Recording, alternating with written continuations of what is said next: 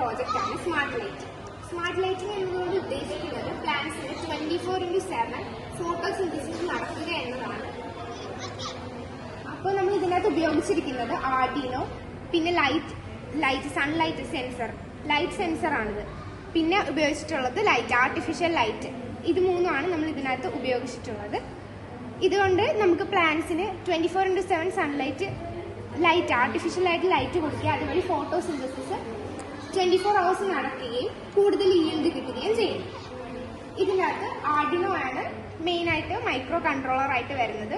ആർഡിനോയിൽ light sense ചെയ്ത് ആർഡിനോയിലേക്ക് message pass ചെയ്ത് Arduino അത് സെൻസ് ചെയ്ത് ലൈറ്റിന് മെസ്സേജ് കൊടുക്കും ഓൺ ചെയ്യണമെന്ന്. അപ്പോൾ ഇതിപ്പോൾ ഓട്ടോമാറ്റിക്കലി ഇരുട്ടാവുമ്പോൾ ലൈറ്റ് ഓൺ ചെയ്യുകയും